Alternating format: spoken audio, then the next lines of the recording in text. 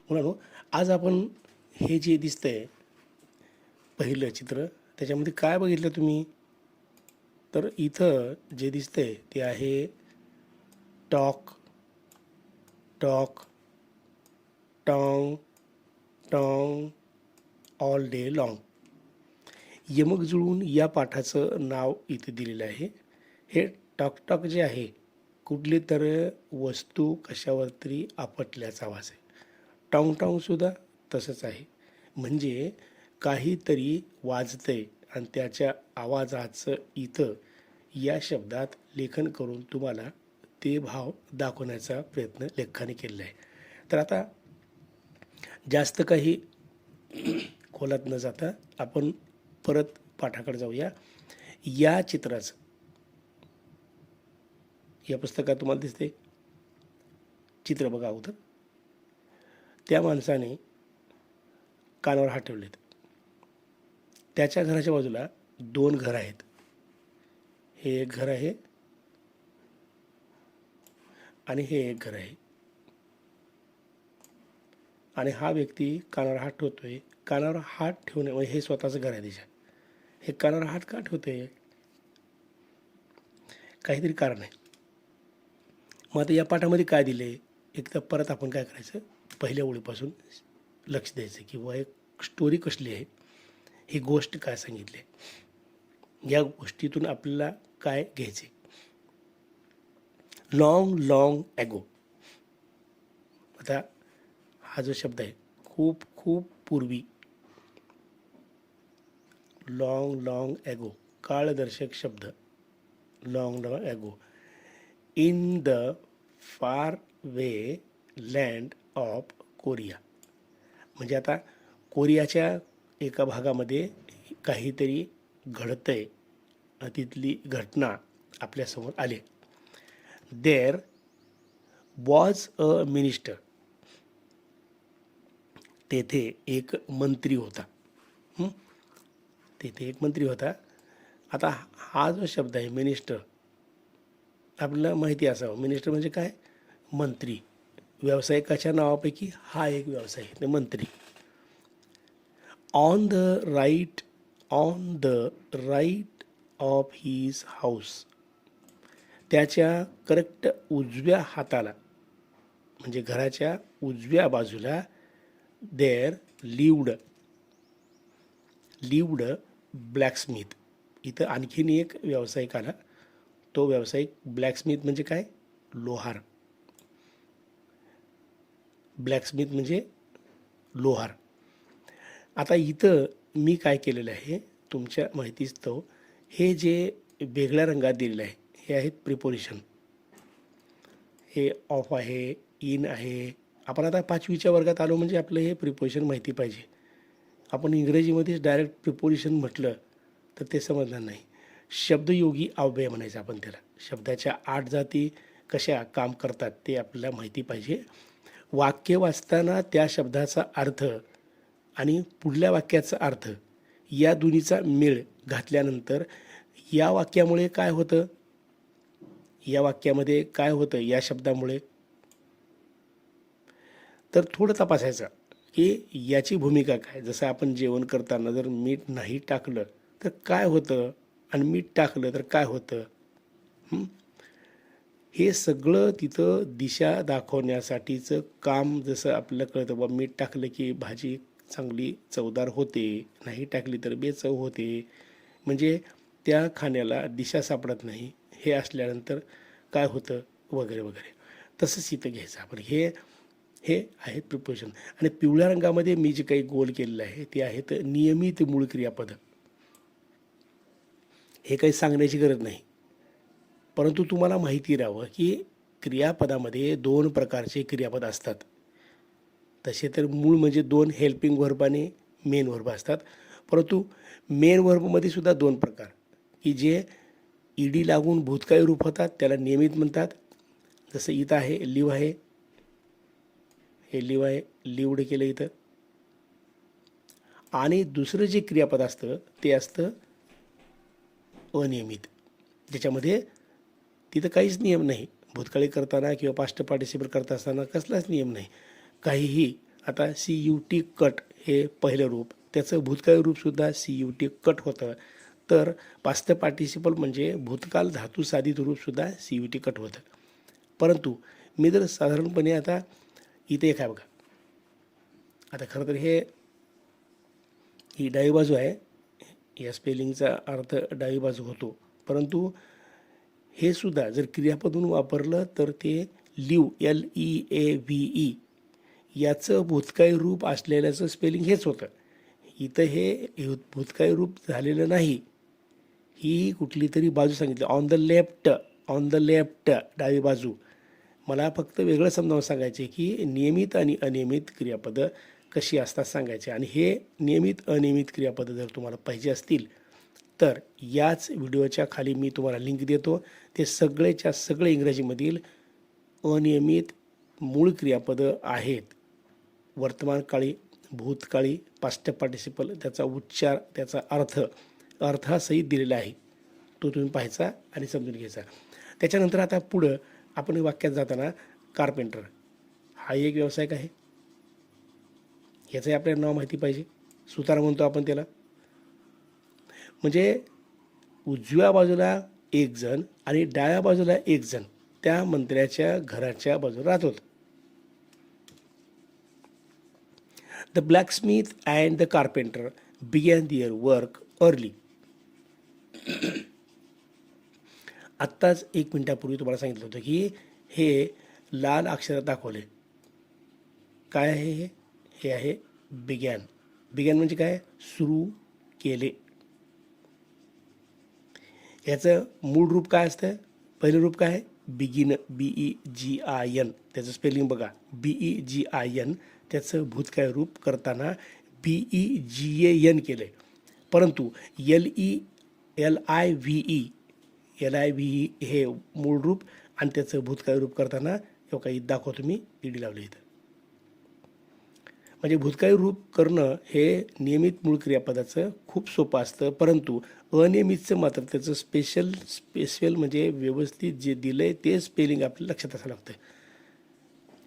आणि म्हणून त्याला काय म्हणलं, अनियमित म्हणले. त्यात काहीही सातत्य एका नियमाचं नाही. कुठेही कोणतेही स्पेलिंग टाकून भूतकाळी, वर्तमानकाळी, पास्ट पार्टिसिपल केलेलं आहे. हे तुम्ही मूळ क्रियापदाचं व्हिडिओ ज्यावेळेस पाहाल त्यावेळेस तुम्हाला कळेल की कोणत्या क्रियापदाचं कसं स्पेलिंग तयार केलेलं आहे. हे दोघंही सकाळी म्हणजे काय, अर्ली म्हणजे सकाळी. अर्ली म्हणजे सकाळी नाही, अर्ली म्हणजे लवकर. अर्ली म्हणजे लवकर.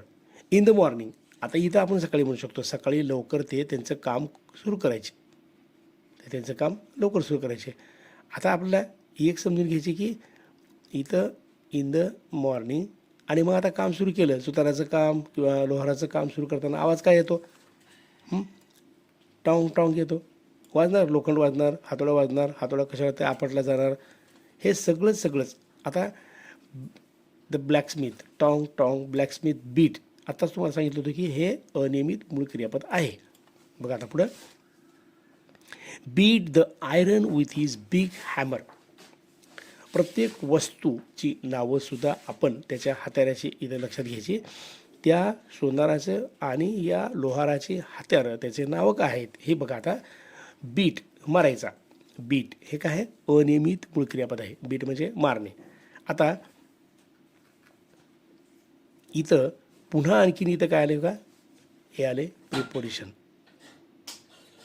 तो ब्लॅकस्मिथ आवाज, इथे हे काय दिले, हे काही आवाज आहे बरं का. ती लोखंडावर मारल्यानंतर, हातोडा मारल्यानंतर जो आवाज येतो तो आवाज दिलेला आहे, टॉंग टॉंग टॉंग.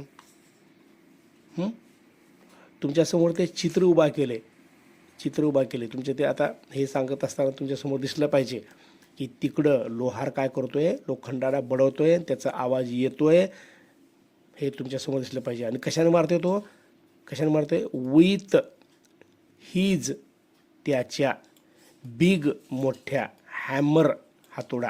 हॅमर म्हणजे काय, हातोडा. हे सगळं मुलांनो काय करायचं माहिती आहे का, एक ओळ सोडून जे तुम्हाला लिहायला सांगितले मी त्याच्या खाली बरोबर या शब्दाचा अर्थ लिहायचा. म्हणजे पुन्हा आपल्याला 6वीला गेल्यास हा शब्द जर आला तर तिथं पाठ करण्याची गरज नाही, तिथं लक्षात घ्यायची गरज नाही. वाचन कौशल्य आपलं लवकर विकसित होतं आणि अर्थ आपल्याला समजतो. म्हणून काय करायचं, शब्दाच्या खाली जो अवघड शब्द वाटतो त्याच्या खाली अंडरलाईन करणे, त्याचा अर्थ समजून घेणे, हे लवकरात लवकर प्रक्रिया केल्यामुळे, ही प्रक्रिया केल्यामुळे आपल्याला वाचन क्षमता लवकर लवकर गती पकडता येते. आता पुढं काय दिलं आहे, पुढे बी आवाज दिला असं टॉक टॉक टॉक.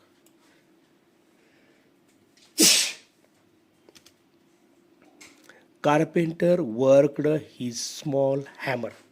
बघा आता इथं दोन्हीत फरक बघा. आता इथं बघा, आता हे लोहाराचा हातर कसा आहे, बिग हॅमर म्हणते, मोठा हातोडा आहे. आणि इथं सोनाराचं स्मॉल. आता इथं काय दिले, हे का इथे दिले बघा, हे आहे नियमित मूळ क्रियापद ज्याचं भूतकाळ रूप काय लावून केलं आहे, ईडी लावून केले. हे नेहमी लक्षात ठेवायचं. प्रत्येक पाठामध्ये हे मी वारंवार का सांगतो, तर क्रियापदाचं रूप लक्षात आल्याशिवाय आपला भूतकाळ किंवा वर्तमान काळ, पास्ट पार्टिसिपल, त्याचा वापर कसा केला, काळाची रचना तुम्हाला कळणार नाही. वाक्याचा अर्थ कळला तर तुम्हाला निबंधामध्ये लिहिता येते, पत्रामध्ये लिहिता येते. तुमच्या कुठल्याही कामामध्ये काळानुसार आपलं वाक्य लिहिता येतात. म्हणून ते क्रियापदाचं रूप आपल्या लक्षात येतं पाहिजे. Carpenter worked with his small hammer. तो काय करायचा, त्याच्या लहान हातोड्यानं काम सुरू करायचा. आणि कसं व्हायचं, कर कर कर. ही यूज्ड हिज सॉ टू कट द वूड. आता तुम्ही इथं काय कराल माहिती आहे का, थोडा गोंधळ कराल. SAW हे एका म्हणजे SEE या क्रियापदाचं भूतकाळी रूप आहे स्पेलिंगनं. परंतु तेच स्पेलिंग जरी इथं दिलं असलं तरीही इथं या स्वचा अर्थ पाहिला असं होत नाही. तर इथं एक स्व म्हणजे त्याची करवत. तो म्हणजे कोण, सुतार काय करायचा, वापरायचा. हिज सॉ त्याची कातर वापरायचा. कशासाठी, टू कट कापायला, द वूड. आता अर्थ समजला. असं वाक्याचा शब्दाने अर्थ तुम्हाला समजला म्हणजे लवकरात लवकर इंग्रजी अवगत करता येते. मराठीतून इंग्रजी समजून घेणं म्हणजे आपल्या त्या भाषेवर लवकरात लवकर प्रभुत्व गाजतं येतं. नुसतंच इंग्रजी बोलल्यानंतर क्रिया कराव्या लागतात, त्या क्रिया बघाव्या लागतात,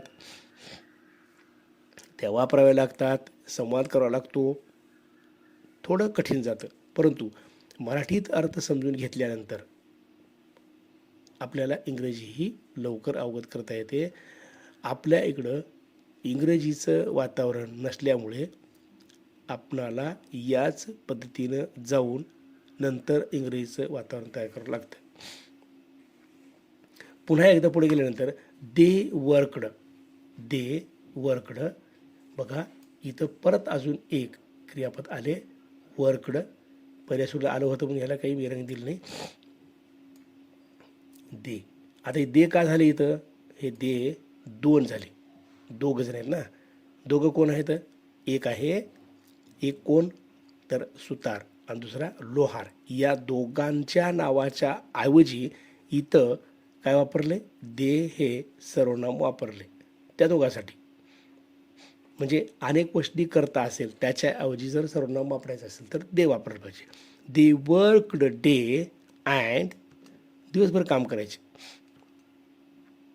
नाईट म्हणजे रात्रंदिवस काम करायचे.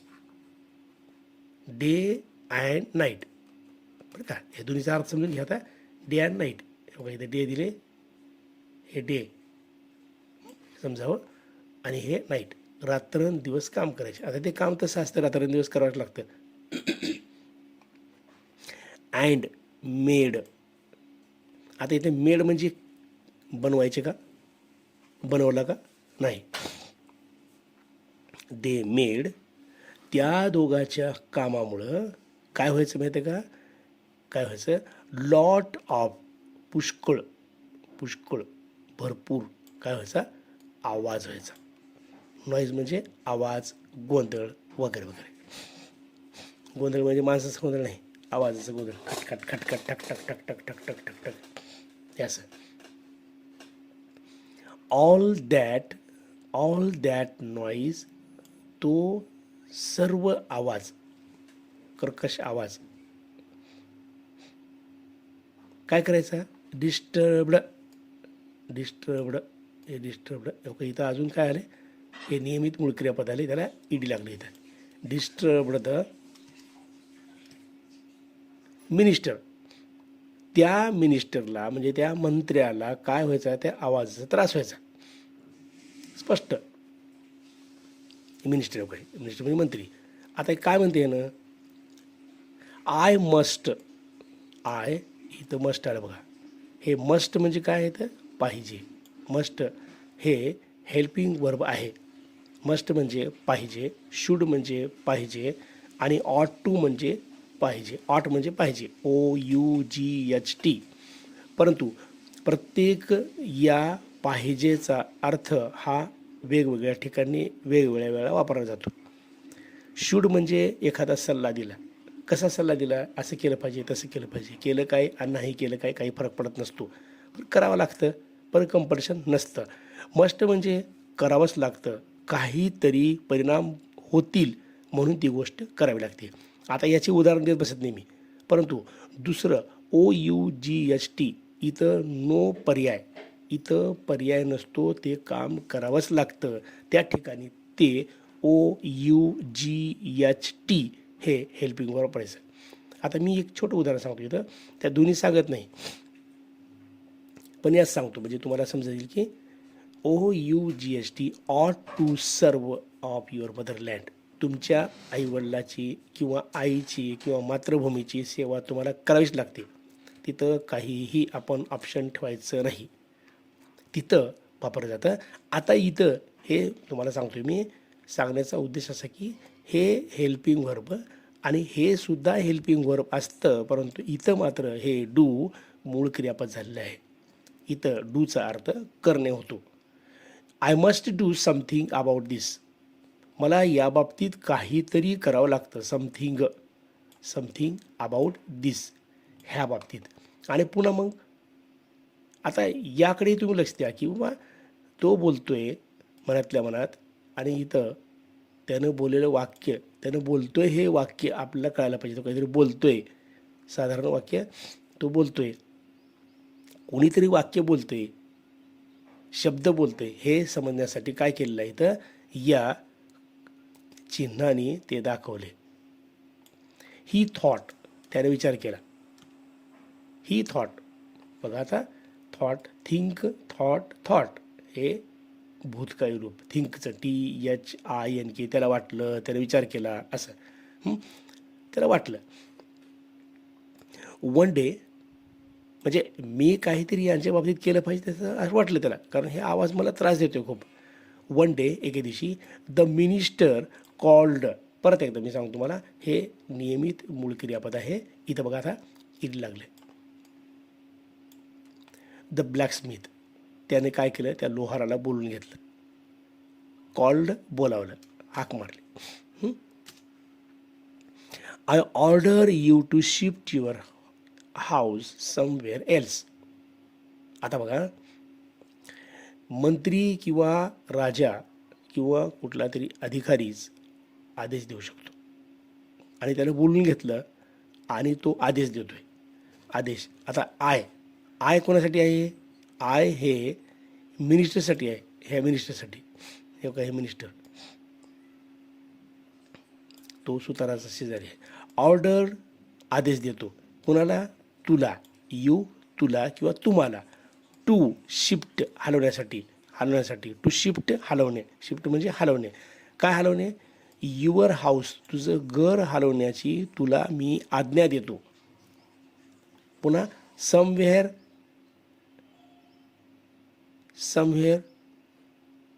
कुठेतरी, कुठेही, इकडे तिकडे कुठेही हलव, इथून तुला घर हलवण्याचा आदेश देतो.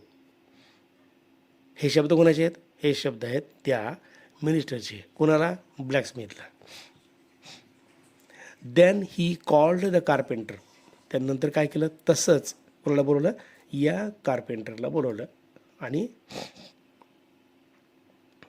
सुताराला बोलवलं.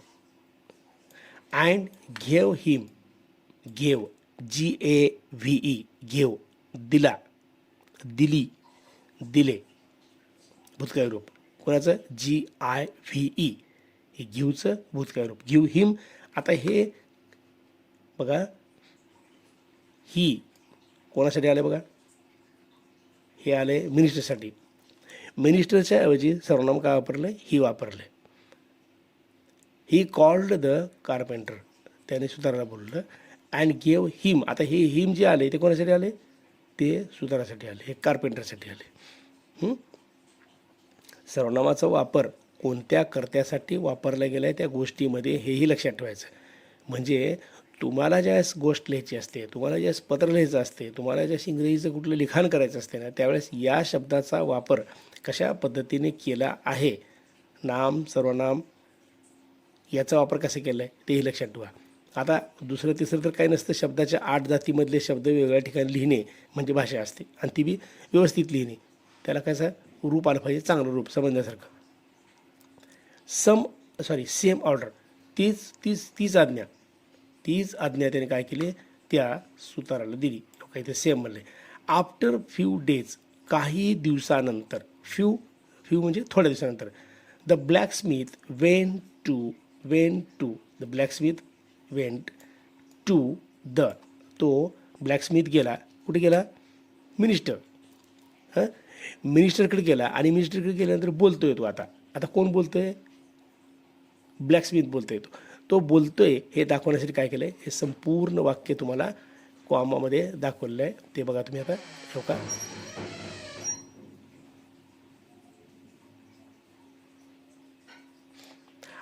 इथं आय हे असं दिलेलं आहे, त्याच्यानंतर नुसतं यम दिलेलं आहे. परंतु इथलं ए काढून तिथं स्ट्रक्चरल म्हणजे शॉर्ट फॉर्म केला. आय एम मूविंग, मी हलवत आहे. माय हाऊस टुमारो. आता ह्याच्यामध्ये काळदर्शक शब्द कोणता आहे? टुमारो आहे. काही टुमारो, मी आता उद्या माझं घर हलवत आहे, असं तो मिनिस्टरला म्हणतोय. Hey my. He go to the minister. The minister was happy. हे ऐकून त्या मिनिस्टरला खूप आनंद झाला. हॅपी. ही सेड, तो म्हणाला, तो म्हणजे कोण? मिनिस्टर म्हणाला. That's very kind of you. ही तुमची खूप दया आहे, हे तुमचं खूप चांगलं काम आहे. आता इथं दॅट्स दिले का? हे जसं इथं लिहिले, हे आय एम लिहिले का नाही शॉर्ट फॉर्ममध्ये, तसंच इथं दॅट्स लिहिलं आहे. खरं तर हे that is very kind of you. You R such a good man. तसा तू चांगला माणूस आहेस. तसा तू चांगला माणूस आहेस. Please stay for lunch today. आता इथं कसं गोड बोलते बघा ते मिनिस्टर, कसं गोड बोलते. प्लीज, कृपया. स्टे फॉर लंच, थांब, जेवणासाठी थांब, आज जेवणासाठी थांब. प्लीज, कृपया. स्टे, थांब. फॉर लंच, जेवणासाठी. टुडे. देन द कार्पेंटर केम. आता कमचा भूतकाळ केम आहे, त्याच्यानंतर कोण आलं? कार्पेंटर आलं. पहिल्या सुरूला हा ब्लॅकस्मिथ भेटला. ब्लॅकस्मिथ भेटल्याबरोबर लगेच तेच शब्द वापरला. That is very kind of you. You R such a good man. Please stay for lunch today. म्हणजे आज तू माझ्यासोबत जेवणाला थांब. खरंच चांगला आहेस तू, थांब. त्याच्यानंतर हे वाक्य बोलल्या तिथं सुतार आला. आणि आय एम ऑल्सो मुव्हिंग. इथं सुद्धा शॉर्ट फॉर्म दिलं बघा. आय एम आल्सो म्हणलं इथं. आल्सो, मी सुद्धा. म्हणजे तिथं पहिल्या सूरला ब्लॅकस्मिथनं म्हणजे लोहारानं घर सोडलं आहे, तसंच मी सुद्धा घर माझं हलवतोय. माय हाऊस टुमारो. मी उद्या माझं घर हलवतोय. हे बघा, टुमारो. टुमारो म्हणजे उद्या. हे काळदर्शक शब्द जे आहेत, हे काळदर्शक शब्द काय करायचे, लक्षात घ्यायचे. टुमारो. आता he told the minister. He told the minister, आणि ते त्या मिनिस्टरला सांगितलं. Told. The minister was overjoyed. आता साधा आनंद आणि त्याच्यापेक्षा जास्त आनंद झाला. आता हे दोघंही घर सोडत म्हणजे याला जास्तच आनंद झाला म्हणून काय शब्द वापरला इथं, ओव्हर जॉईड वापरला आहे. आणि काय म्हणतो तो, ओ नो. पुन्हा आश्चर्यकारक शब्द, हे उद्गारवाचक चिन्ह आहेत. Oh no, you are too kind. तू सुद्धा दयाळू आहेस. या टूचा अर्थ काय होतो, सुद्धा होतो. Please stay lunch today. कृपया जेवणासाठी थांब. The minister offered. त्याला काय केली, ऑफर दिली त्याला. हिज नेबर्स, त्याच्या शेजाऱ्याला. नेबर्स म्हणजे काय, शेजारी. Many tasty dishes. आता पुष्कळ अशा चवदार डिशेस तयार केल्या. जसं आपल्या इथं जेवणामध्ये वेगवेगळा मेनू असतो ना, तो मेनू तिथं वापरला त्याने. त्या जेवणामध्ये शेजाऱ्यासाठी त्या मिनिस्टरनं वापरला. Sweets and fruits. Then he said goodbye to them. जेवण झालं, फळं खाल्ले, स्वीट्स खाल्ला, डिशेस खाल्ल्या, आणि त्यानं लगेच पुन्हा काय केलं, गुड बाय म्हणलं. गुड बाय म्हणजे काय आहे, गुड बाय म्हणजे निरोप घेतला. त्यांचा निरोप घेताना म्हणलं goodbye. The next day, पुढच्या दिवशी काय झालं, the minister went to bed. इथं मी व्हेन वाचायचं थांबलो. जेव्हा तो मंत्री झोपायला गेला. आता इथं दोन क्रियापद एका जागी घेतलेत. हे टून जोडलेत. बऱ्याच वेळेला आपण काय करतो माहिती आहे का, BED बेड म्हणजे पलंगच म्हणतो, BED म्हणजे झोपायची जागा म्हणतो. पण इथं बेड म्हणजे काय केलं, इथं क्रियापद म्हणून वापरलं. इथं वेंट टू बेड. जेव्हा तो झोपायला जातो तेव्हा, ह्या कॉम्याचा अर्थ काय होतो इथला, तेव्हा होतो. ह्या बेडच्या बाजूला जे दिले हे बेडच्या बाजूला हे बेडच्या बाजूला जे दिले ना, ह्याचा अर्थ काय होतो, तेव्हा. ही थॉट, त्याला वाटलं, at last I will have some peace. At last, सरते शेवटी माझ्याकडं थोडी शांती आली. म्हणजे कुठलाही गोंधळ, कर्कश आवाज नाही. Tomorrow when I get up I will listen tomorrow. म्हणजे उद्या ज्यावेळेस मी उठेन, जागा होईन, त्यावेळेला व्हेन नंतर इथं कॉमा दिला आहे. जेव्हा आय विल लिसन, मी ऐकेन. साधा भविष्यकाळ. I will listen to the sweet sounds of birds. म्हणजे पक्ष्यांचा किलबिलाट किंवा पक्ष्यांचा गोड आवाज मी ऐकेन. बघा आता तो झोपताना काय करतोय, स्वप्न बघतोय, विचार करतोय. त्याला वाटलं तसं की उद्या सकाळी काही नाही, आता शांत आहे. सकाळी उठल्या माझ्या घराच्या बाजूला काही नाही, मला ऐकू येईल त्या पक्ष्यांचे गोड आवाज.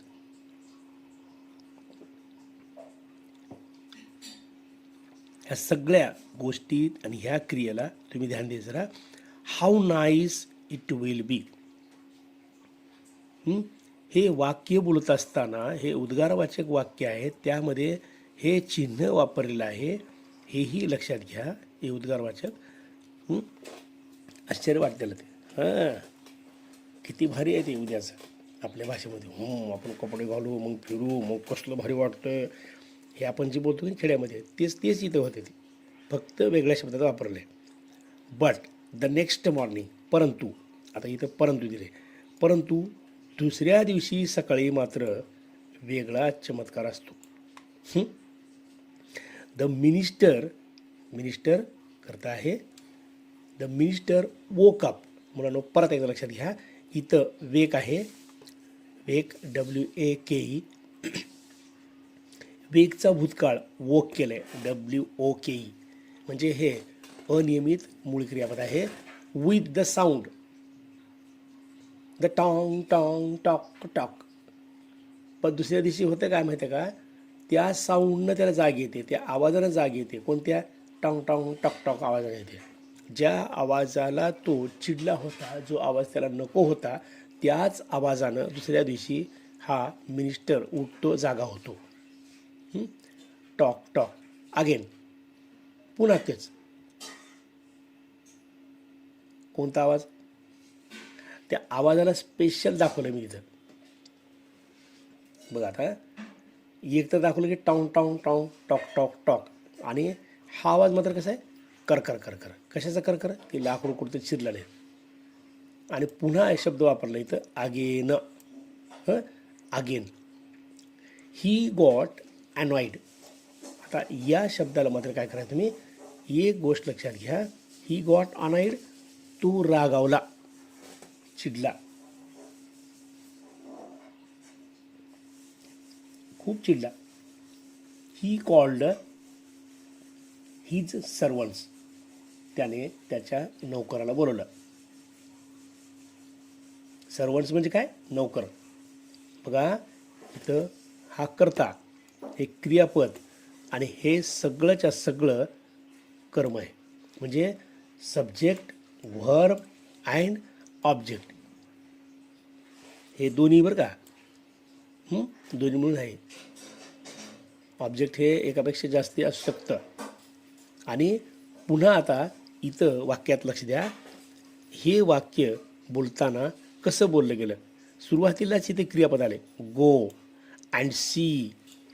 गो अँड सी, सुरुवातीला जर क्रियापद वाक्याचे आलं की समजायचं ते वाक्य आज्ञाधारक आहे, आज्ञार्थी आहे. Who is making all that noisy. हे कोण करते असला आवाज रे?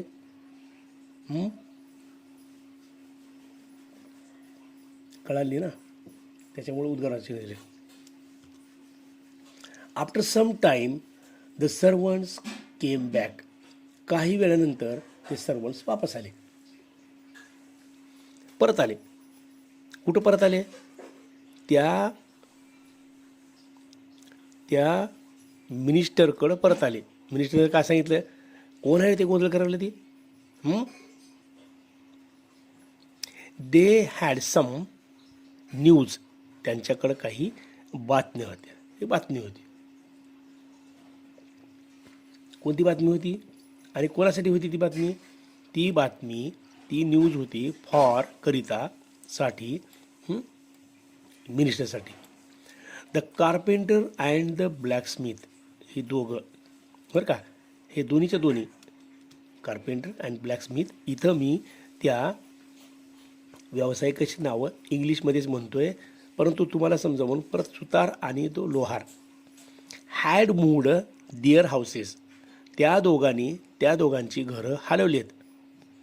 हलवली होती, हलवलेली होती, पूर्ण भूतकाळ. बघा हा सगळाच्या सगळा म्हणजे हा दोन कर्त्याचा,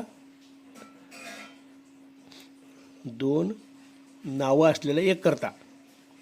त्याच्यानंतर इथे हे क्रियापद कंपाऊंड, हे हॅड प्लस PP. हॅव आणि हॅडच्या पुढं जर भूतकाळी रूप आले असं तुम्हाला वाटलेलं तर ते भूतकाळी रूप नसतं, तर ते तिसरं रूप असतं. काय बातमी होती? The carpenter and blacksmith had moved their houses. हे कर्म म्हणजे प्रत्येक वाक्यामध्ये कर्ता, कर्म, क्रियापद. जसं आपल्या मराठीत आपण बघतो तसं इंग्लिशमध्ये स्ट्रक्चरमध्ये लक्षात ठेवा. या कर्त्यानंतर हे बघा, हे हा जो कर्ता आहे, या कर्त्यानंतर हे जे आले, हे आले क्रियापद. म्हणजे कर्त्यानंतर इंग्रजीमध्ये क्रियापद असतं. कर्त्यानंतर मराठीमध्ये कर्म असतं आणि सगळ्यात शेवटी क्रियापद असतं. पण इंग्रजीमध्ये मात्र कर्त्यानंतर लगेचच्या लगेच क्रियापद असतं. हे ज्यावेळेस तुम्हाला कळेल समजून येईल त्यावेळेला तुम्हाला प्रत्येक काळाचं वाक्यसुद्धा लिहिता येईल. The blacksmith had moved to carpenter's house and carpenter had moved in. आता इथं एकमेकाच्या घरात त्यांनी काय केले, प्रवेश केला आहे. म्हणजे काय, सुताराने कुणाचं घर बदलले, सुताराने सुताराचं घर बदललं, परंतु कुणाच्या घरात गेले, तो लोहाराच्या. आणि लोहार इकडे कुठं आले, सुताराच्या घरात. त्यांना काय सांगितलं होतं, इथून तुमचे घर कुठं वाटेल तिथे जावा, हलवा. आणि त्यांनी काय केले, त्यांनी घर बदलले. पण तो नेमकं कसं बदलले, ह्यानं त्याच्या घरात आणि त्यानं त्याच्या घरात. The blacksmith and the carpenter carried on their work in their houses day and night. ते त्यांचं काम करलेत, त्यांनी घर बदललेत, परंतु त्यांचं काम मात्र काय करलेत, दिवस रात्र चालू आहे त्यांचं काम. आणि परत मग गंमत मजा मस्ती ही मिनिस्टर पुन्हा अजून वैतागले, कारण हटवतात. आता यामध्ये जे सांगायचे, या पाठामध्ये जे सांगितले की काय म्हणावं लागली, तर मिनिस्टर कमी पडला, मिनिस्टरनं आज्ञा देण्यात कमी झाला. कशी आज्ञा द्यायला पाहिजे होती आणि दिल्यानंतर ती त्याचा पाठपुरावा करायला पाहिजे होता, परंतु पाठपुरावा केला नाही. त्याच्यामुळं परत आता त्यांचा उद्योग आहे ते करणारच, त्यांना थांबता येत नाही. लोहाराने लोहाराचं काम केल्याशिवाय त्याचं पोट भागत नाही, सुताराने केल्याशिवाय शेतकऱ्याला काही मिळत नाही. हे व्यवसाय एकमेकावर अवलंबून आहेत, कोणाला थांबता येत नाही, म्हणून ते काम करत होते. आता दिवस रात्र काम करणारच. ब्लॅकस्मिथ and carpenter carried on their work. ते त्यांचं कामाची अंमलबजावणी करायची. इन देअर हाऊसेस, त्यांच्या घरात. डे अँड नाईट, दिवस रात्र त्यांच्या घरामध्ये ते काय करायचे, त्यांचं काम करायचे. आता या पाठामध्ये आपण बरंचसं शिकलो आहे. आणखीन काही प्रश्न आपण देऊया आणि समजून घेऊया. पुढील पाठ समजून घेण्यासाठी या चॅनलवर व्हिडिओ पाहत राहा.